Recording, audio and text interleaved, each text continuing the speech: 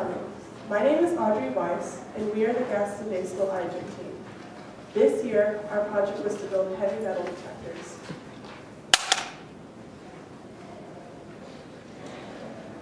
Our team consists of only high school juniors and sophomores. With me are Will Ryder,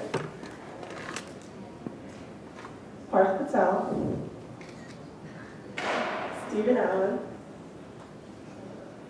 and Samuel Guam. Gordon Ellison was unable to join us in Pittsburgh this weekend. We are from a small pre-K through 12 college preparatory school in Gastonia, North Carolina, which is close to Charlotte.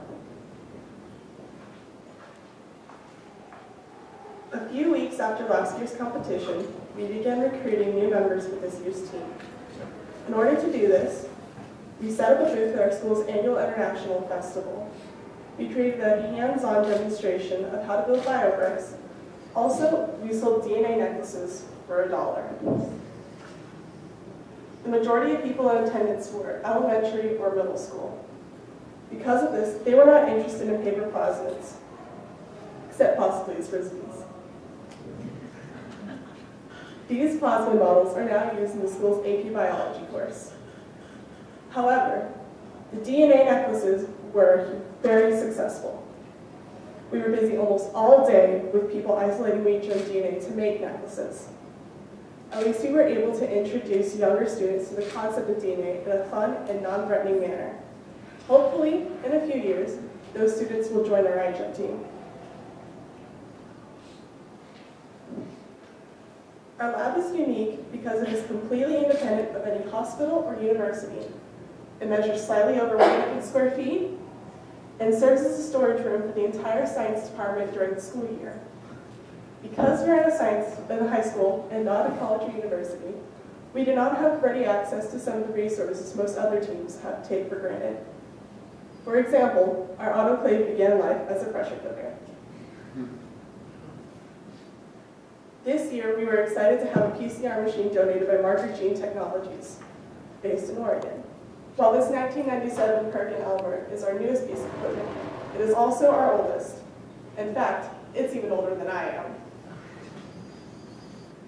The addition of this machine has broadened the range of projects we can undertake. In choosing our project, we considered how our lab is organized and what equipment was available in order to choose something within our capabilities. For project inspiration, we looked at relevant issues in our area. These issues included the agricultural nature of North Carolina, along with the growing industrial base in our area, and some naturally occurring pollutants. Moreover, we had to consider our available funds, the limitations of being in a high school, and the available parts in the registry. The 3 previous Gaston Day School IGEM teams were all related to water contaminants, and we chose to continue that focus. The Agency for Toxic Substances and Disease Registry has compiled a list of toxic substances ranked in order of threat to human consumption.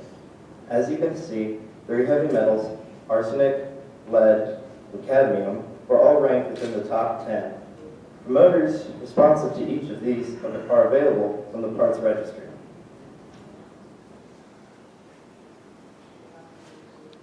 Lead is a naturally occurring heavy metal that was once widely used in many products, such as gasoline, paint, pipes, ammunition, and fishing equipment. Banning leaded gasoline went a long way in reducing the risk of lead poisoning. However, even today, legally lead-free pipes may contain up to 8% lead, which may contaminate water. Also, 2.5 million tons of lead are produced annually. Lead poisoning can occur through tainted water, food, or lead-containing products such as paint chips and some foreign toys. Lead ammunition continues to be a problem due to secondary consumption and bioaccumulation. The EPA has set a maximum allowable contaminant level for lead at 0.015 milligrams per liter. The bioaccumulation mainly occurs in the brain and cardiovascular system. Lead poisoning in adults causes a sharp increase in blood pressure. In young children, high levels of lead inhibit development in the brain, which brings migraines, short attention span, and if in high enough concentrations, memory loss. Of the heavy metals, arsenic may be the best known as a poison. The play, Arsenic and Old Lace, is simply one example of arsenic being used as a poison in the media. It occurs naturally in rocks found near groundwater supplies and is also a byproduct of smelting and construction. 90% of industrial arsenic is used to produce pressure-treated lumber. Because of its proximity to groundwater, arsenic is the most problematic heavy metal to human consumption. The EPA has set a maximum contaminant level for arsenic at 0.01 milligrams per liter. Arsenic poisoning has been linked to cancers of the urinary, respiratory, and dermal systems. Symptoms of high-level arsenic can include skin discoloration, stomach and gastrointestinal problems, paralysis, and loss of eyesight. Prolonged exposure to arsenic can cause death.